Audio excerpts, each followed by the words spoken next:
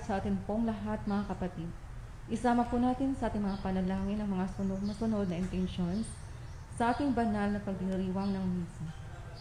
Thanksgiving and special intentions of Cancer Warriors Foundation, Sylvia Maralit, Vicky Ilagan ng family, Gutierrez and Parilla family, Rolly and Celia Arcibal and family, Villa and San Pedro family, Vicky Dagami and family, Cora Swangel and family, Penny Biscocho, Melu and Edith Manguera and family, Del and Leah Lozada, and Joseph Manguera, mga Liman and Yasis family, Villarmino family, Rodel and Mali Medinilla and family, Velasco and Vargas family, Gilbert and Peng Malelang and family, Gina, Roel, and Gay Malelang, Ribadinera and family, Engineer and Mrs. Avin and Niningtan and family, Congressman Lord Alan Velasco, special intentions of Mangana and Reyes family, Christian and Novel Mayo for safe and healthy pregnancy, for the safety of the doctors, nurses, hospital staff, military, government officials, volunteers, priests, and lay persons all over the world.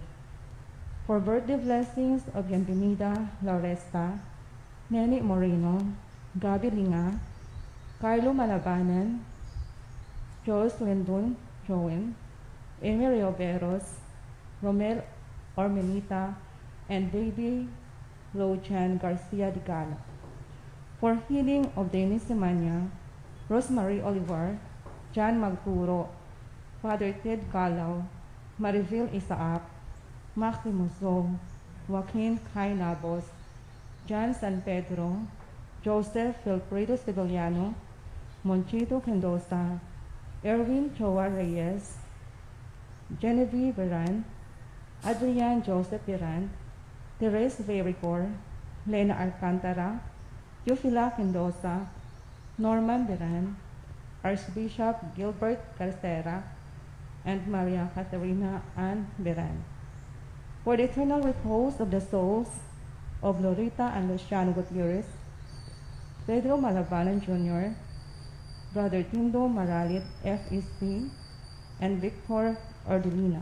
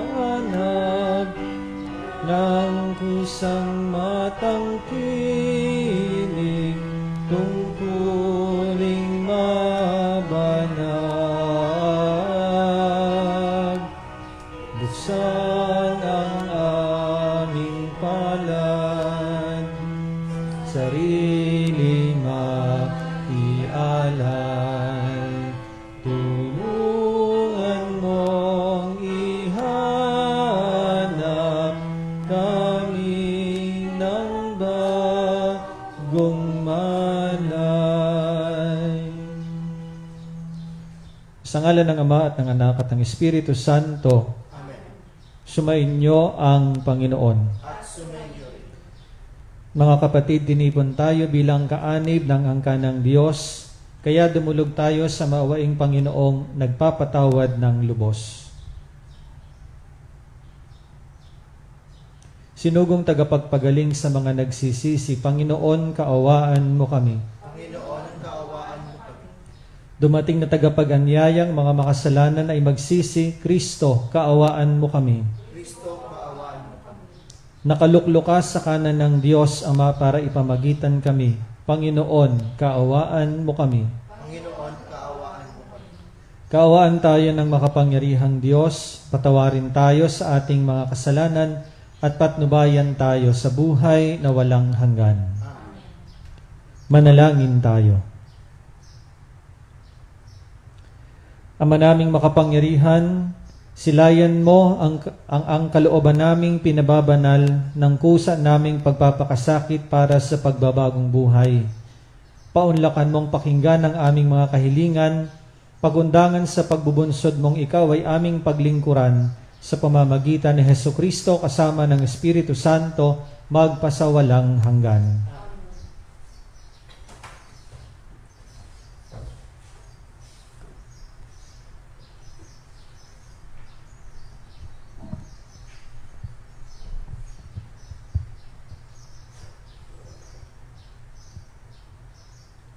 Pagbasa mula sa aklat ni Propeta Daniel. Noong mga araw na iyon, sinabi ni Haring Nabucodonosor, Sadrach, Mesach, Abednego, totoo bang hindi kayo sumasamba sa rebultong ipinagawa ko? Tanong ng hari. Iniuutos ko sa inyong sumamba kayo sa ipinagawa kong rebulto sa sandaling marinig ninyo ang tunog ng mga instrumento. Kung hindi, ipahahagis ko kayo sa naglalagablab na pugon. Tingnan ko lang kung may Diyos na makapagliligtas sa inyo. Sinabi ni Sadrach, Mesach at Abednego, Mahal na hari, wala po kaming itututol sa inyo tungkol sa bagay na ito. Gawin ninyo kung iyan ang gusto ninyo. Ang Diyos na aming pinaglilingkuran ang magliligtas sa amin sa pugong iyon at sa inyong kapangyarihan. At kung hindi man niya gawin ito, hindi pa rin kami sasamba sa rebultong ipinagawa ninyo. Namula si Haring Nabucodonosor sa tindi ng galit kina Sadrach, Mesach at Abednego. Kaya iniutos niyang painiting makabitong ibayo ang pugon. Iniutos din niya sa pinakamalakas niyang tauhan, nagapusin sina Sadrach, Mesach at Abednego at ihagis sa apoy. Walang ano-ano'y napalundag si Haring Nabucodonosor. Pamanhang itinanong niya sa kanyang mga tagapayo, Hindi ba't 3 lamang ang inihagis sa apoy? Opo, kamahalan, sagot nila. Bakit 4 ang nakikita kong lalakad-lakad sa apoy at hindi nasusunog? At yaong isa ang tingin ko'y Diyos. Dahil dito, sinabi ng hari, Purihin ang Diyos ni Sadrach, Mesach at Abednego. Nagsugos siya ng anghel upang iligtas ang mga lingkod niyang ito na ganap na nanalig sa kanya. Hindi sinunod ng mga ito ang aking utos. Ginusto pa nilang sila'y ihagis sa apoy kaysa sumamba sa Diyos-Diyosan. Ang salita ng Diyos. Salamat sa Diyos. Purihin at ipagdangal ang Diyos magpakailanman. Purihin at ipagdangal ang Diyos magpakailanman. Pinupuri ka namin, Panginoon, Diyos na aming mga ninuno. Karapat-dapat kang ipagdangal at dakilain magpakailanman. Purihin ang iyong banal at maluwalhating pangalan. Nararapat purihin at ipagdangal magpakailanman. Purihin at ipagdangal ang Diyos magpakailanman. Purihin ka sa iyong banal at marangal na tahanan. Lubhang karapat-dapat kang awitan at dakilain magpakailanman. Purihin at ipagdangal ang Diyos magpakailanman. Purihin ka na nakaluklok sa maringal mong trono. Karapat-dapat kang awitan at dakilain magpakailanman. Purihin at ipagdangal ang Diyos magpakailanman. Mula sa iyong luklukan sa ibabaw ng mga kerubin, Nakikita mo ang kalaliman, ang daigdig ng mga patay. Karapat-dapat kang purihin at dakilain magpakailanman. Purihin at ipagdakal ang Diyos magpakailanman. Purihin ka sa buong sangkalangitan, karapat-dapat kang awitan at dakilain magpakailanman. Purihin at ipagdakal ang Diyos magpakailanman.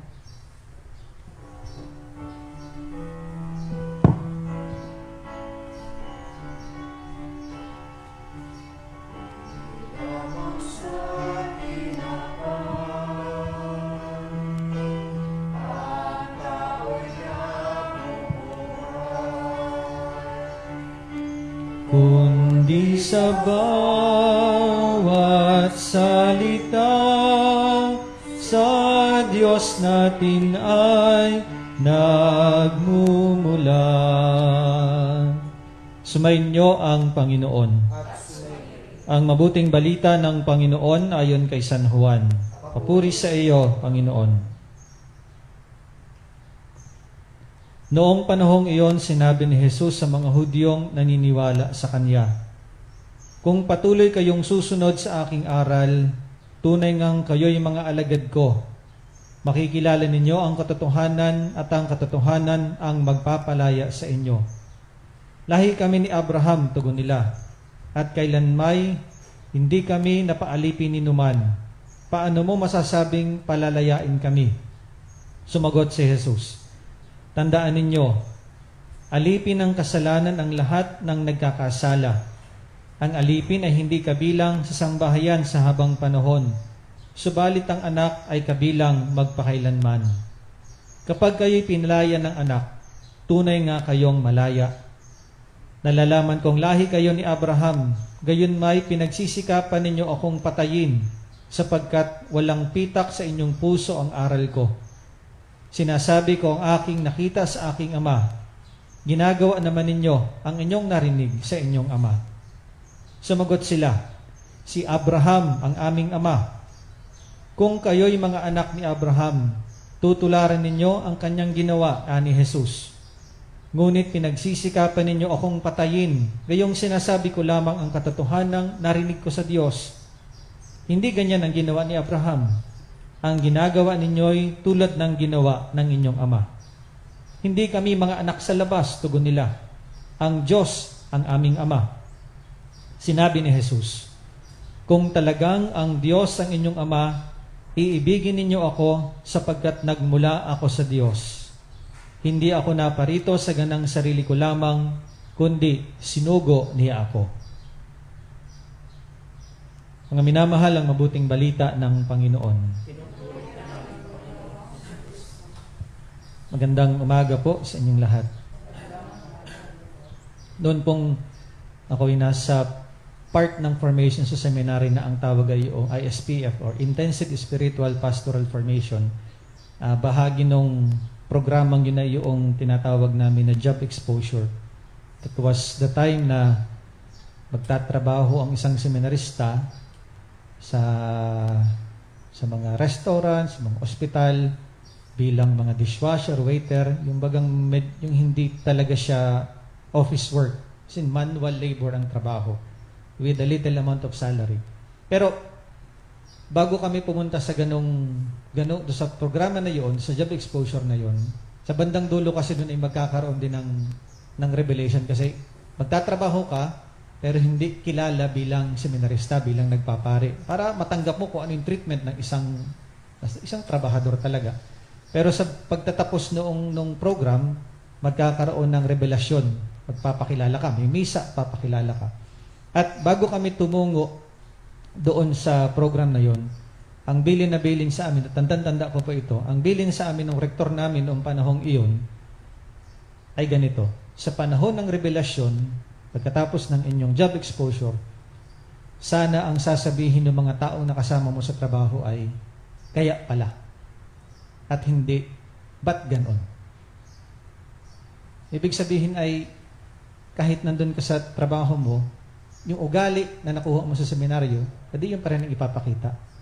Kaya ang sabi ng rektor ay, sana, pag kayo nag-reveal na ng inyong tunay na pagkatao bilang nagpapari o seminarista, ang sasabihin ng mga taong nakasama ninyo ay, "Ah, kaya pala." Hindi yung bakit ganon. Kasi kapag bakit ganon, magkakaroon ngayon ng contrast yung pinakita mo ugali dun sa iyong tunay na identity bilang nagpapari. Ano po? Kaya ang sabi niya, sana ang maging reaksyon nila ay kaya pala at hindi bakit ganon. Ngayon, ba't ko po nabanggit ito? Sapagkat sa palagay ko ito yung isang hamon at paalala sa atin ng Ebanghelyo. Sa Ebanghelyo po kasi ay sa aking palagay, sa aking tingin, si Jesus ay parang nagkakaroon ng dilema kung ano ang isasagot niya dun sa kanyang mga, kung ano magiging reaksyon niya dun sa kanyang mga kausap na mga Hudyo. Kung ang isasagot ba niya ay kaya pala o bakit ganon? Bakit? Ang sabi ni Jesus sa mga Hudyo dun sa pasimula ng ating Ebanghelyo ay, kung patuloy kayong susunod sa aking mga aral, tunay ngang kayong mga alagad ko, makikilala niyo ang katotohanan at ang katotohanan ang magpapalaya sa inyo. Pero ang daming palusot nito mga Hudyong ito. Una, lahi kami ni Abraham. Kalawang sagot nila, anak kami ni Abraham. At yung huling-huli, ang sabi nila, anak kami ng Diyos. Pero, nandun din naman yung tugon ng ating Panginoon, ay bakit kung anak kayo ni Abraham, kung lahi kayo ni Abraham, kung kayo ay anak ng Diyos, ang tanong ni Jesus ay bakit pinagbabalakan niyo akong hulihin at patayin? Kaya tuloy, nagkakaroon tuloy ngayon ng dilema, siguro, sa isip ng ating Panginoon kung ang kanyang itutugan ay, kaya pala, or bakit ganon? Kasi, hindi niya makita doon sa sinasabi, doon sa kiniklaim ng kanyang mga kausap na ito, yung totoo na sila talaga ay galing sa lahi ni Abraham at sila ay anak ng Diyos. Kasi sabi nga niya, kung kayo tunay na anak ni Abraham, gagawin nyo ang iniutos sa akin ng aking ama. Kikilalanin ninyo ako at tatanggapin ninyo ako bilang si Jesus. Pero hindi niya makita yun. Kaya tuloy, parang may dilema. Dilema between kaya pala, at saka, ba't ganon? So mga kapatid, sabi ko nga, ito yung hamon sa atin una, bilang mga Kristiyano, sana, kapag tayo nakikita ng ibang tao, sana ang reaksyon nila sa atin ay, kaya pala. At hindi, bakit ganon? Ibig sabihin, babalikan ko yung unang sinabi ni Jesus, kung patuloy kayong susunod sa aking mga aral, tunay nga kayong mga alagad ko, makikilala ninyo ang katotohanan at ang katotohanan ang magpapalaya sa inyo. Anong ibig sabihin? If we remain always in Jesus, edi, anuman ang gawin natin, anuman ang ating ikilos, anuman ang ating sabihin, masasalamin at masasalamin ng kapwa natin kung kanino tayo nananatili. Huwag niyo po ibig ko sabihin. At masasabi nila, kaya pala. At hindi, bakit ganon? Kasi kung bakit ganon, ibig sabihin, kung tayo Kristiyano, at ang ating pamumuhay ay taliwas sa ating pagiging Kristiyano, adi ang reaksyon ng mga tao ay, bakit ganon? Kristiyano pa naman. Di ba malimit nating marinig yun? Bakit ganon? Tagasimbahan pa naman. Hopefully, huwag sanang mangyari sa atin yung ganyang pagkakataon na ang sasabihin ng mga tao ay, bakit ganon? Sana mga kapatid, lagi sana ang reaksyon ng mga tao sa atin ay, kaya pala. Sapagkat nakikita nila sa ating buhay, nakikita nila sa ating gawain, nakikita nila sa ating kilos at salita kung kanino tayo nananatili. Walang iba, kundi kay Kristo. Lagi ko nga sinasabi bilang Kristiyano, taglay-taglay talaga natin yung pangalan ni Kristo Sabi nga ni Father Bong, yung salitang Christian, kapag tinanggal natin yung Christ, ano ang matitira? Letrang I-A-N. Anong pakahulugan ni Father Bong? Without Christ, I am nothing. So mga kapatid, nakikristo talaga ang buhay natin. At kung tayo laging nananatili sa Kanya, lagi itong masasalamin at masasalamin sa ating buhay. Kaya sana, mga kapatid, sa bawat nakakasalamuha natin, sa bawat nakaka-encounter natin ng mga tao, ito man ay taga-simbahan o hindi, sana ang laging reaksyon sa atin, kaya pala.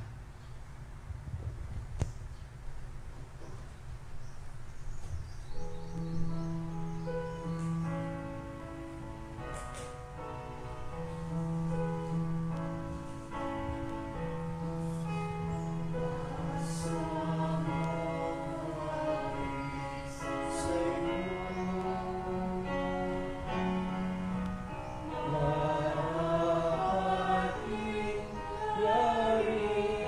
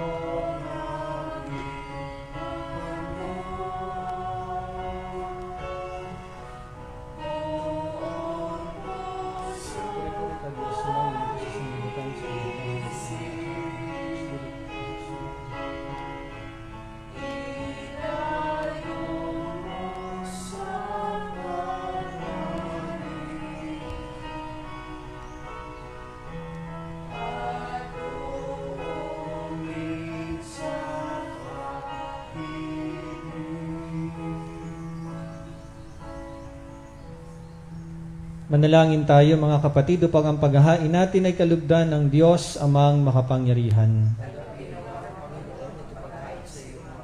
Sa kapurihan niya at karangalan sa ating kapakinabangan at sa buong sambayanan niyang banal. Ama naming lumikha, maitalaga nawa namin sa iyo ang gagawing paghahain na iyong ibinigay upang aming maialay din sa layuning aming sambahin ang ngalan mo, upang ang kagalingan namin ay makamtan mula sa iyo sa pamamagitan ni Hesukristo kasama ng Espiritu Santo magpasawalang hanggan. Sumainyo ang Panginoon. Itaas sa Diyos ang inyong puso at diwa. Pasalamatan natin ang Panginoong ating Diyos. Ama naming makapangyarihan, tunay ngang marapat na ikaw ay aming pasalamatan sa pamamagitan ni Hesukristo na aming Panginoon. Sa aming kusang pagtitiis ng hirap, tinutulungan mong aming maitumpak ang kinamihas ng pagsalungat sa pananagutang iyong iniatas.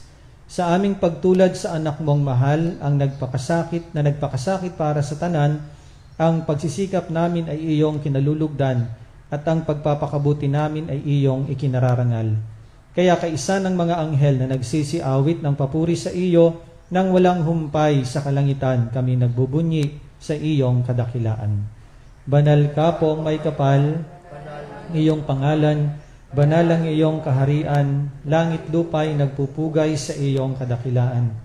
Dinadakila ng lahat ang naparito mong anak na siyang nagmulat sa bulag, sa pilay ay nagpalakad at nakiramay sa lahat. Ama naming banal, ikaw ang bukal ng lahat ng kabanalan, kaya't sa pamamagitan ng iyong Espiritu, gawin mo pong banal ang mga kaloob na ito upang para sa amin ay maging katawan at dugo ng aming Panginoong Hesukristo. Bago niya pinagtiis ang kusang loob na maging handog, hinawakan niya ang tinapay, pinasalamatan kaniya, pinaghati-hati niya iyon, iniabot sa kanyang mga alagad at sinabi, "Tanggapin ninyong lahat ito at kanin. Ito ang aking katawan na ihahandog para sa inyo."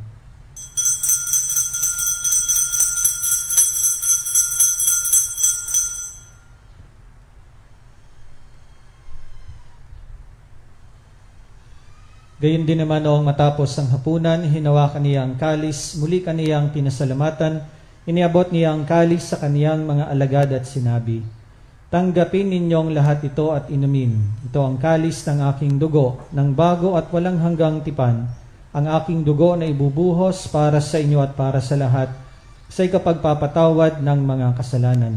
Gawin ninyo ito sa pag-alaala sa akin."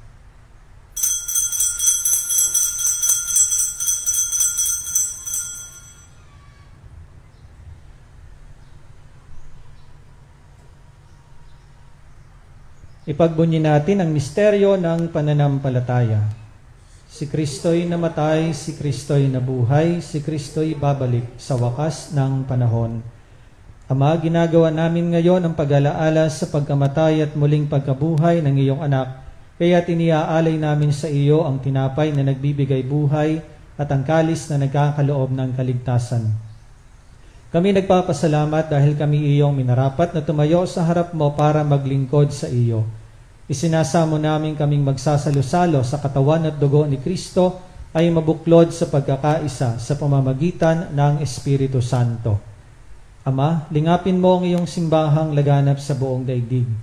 Puspusin mo kami sa pag-ibig kay isa ni Francisco na aming Santo Papa, ni Marcelino Antonio na aming Obispo at ng lahat ng kaparian.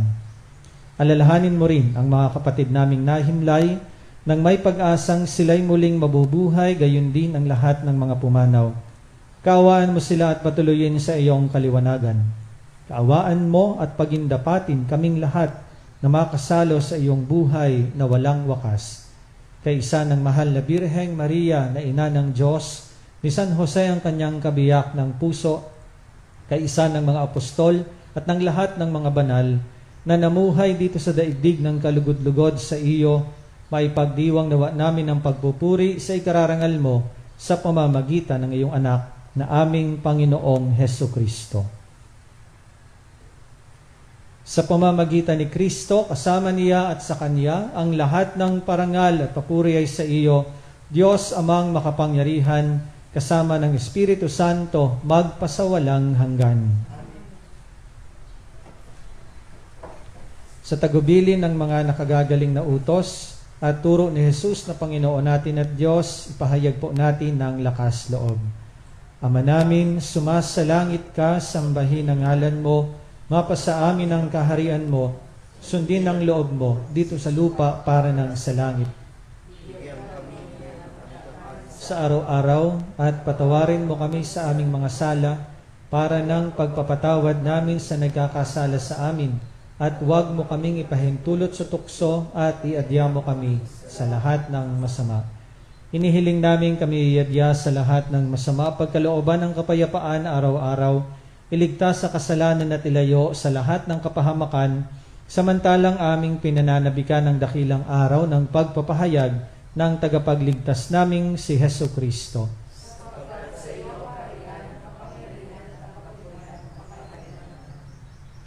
Panginoong Jesucristo, sinabi mo sa iyong mga apostol, kapayapaan ang iniiwan ko sa inyo, ang aking kapayapaan ang ibinibigay ko sa inyo. Tunghayan mo ang aming pananampalataya at huwag ang aming mga pagkakasala. Pagkalooban mo kami ng kapayapaan at pagkakaisa ayon sa iyong kalooban, kasama ng Espiritu Santo, magpasawalang hanggan. Ang kapayapaan ng Panginoon ay laging sumainyo. At sumainyo. Magbigayan po kayo ng kapayapaan sa isa't isa. Peace be with you. Pero ng Diyos na nag-aalis ng mga kasalanan ng sanlibutan, maawa ka sa amin. Kordero ng Diyos na nag-aalis ng mga kasalanan ng sanlibutan, maawa ka sa amin. Kordero ng Diyos na nag-aalis ng mga kasalanan ng sanlibutan, ipagkaloob mo sa amin.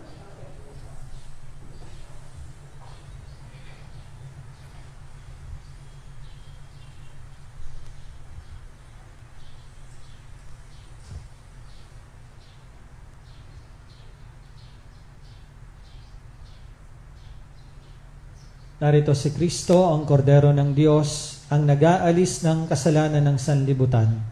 Mapalad ang mga inaanyayahan sa kanyang piging. Panginoon, hindi ako karapat-dapat na magpatuloy sa iyo, ngunit sa isang salita mo lamang ay gagaling na ako. Pagsanggalang mo ako ng katawan at dugo ni Kristo para sa buhay na walang hanggan.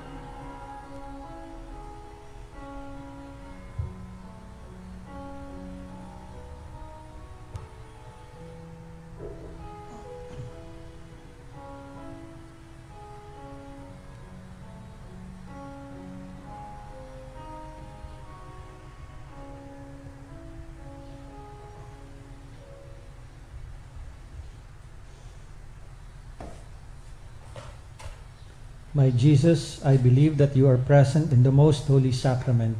I love you above all things, and I desire to receive you into my soul. Since I cannot at this moment receive you sacramentally, come at least spiritually into my heart. I embrace you as if you were already there and unite myself wholly to you. Never permit me to be separated from you. Amen.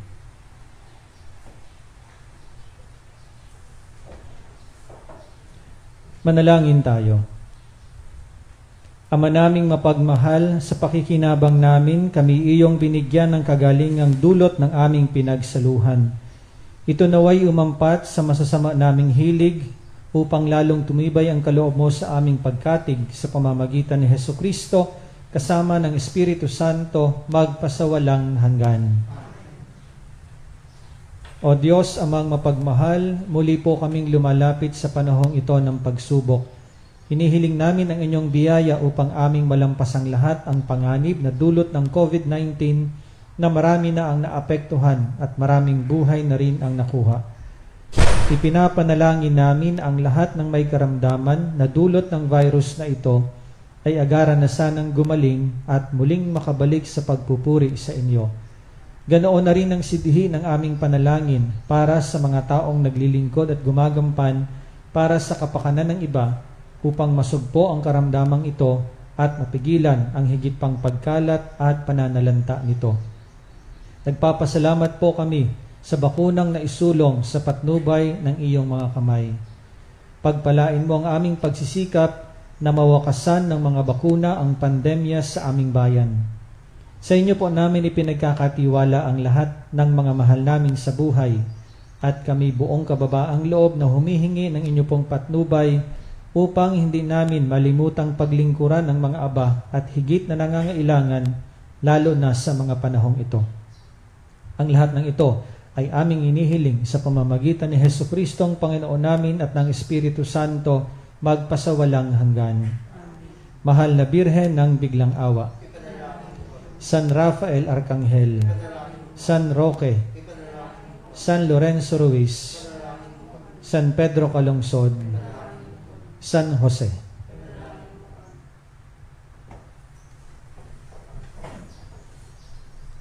Sumainyo ang Panginoon at pagpalain kayong lahat ng makapangyarihang Diyos, Ama at Anak at Espiritu Santo. Amen. Tapos na ang ating pagdiriwang, humayo kayong mapayapa. Salamat sa Diyos.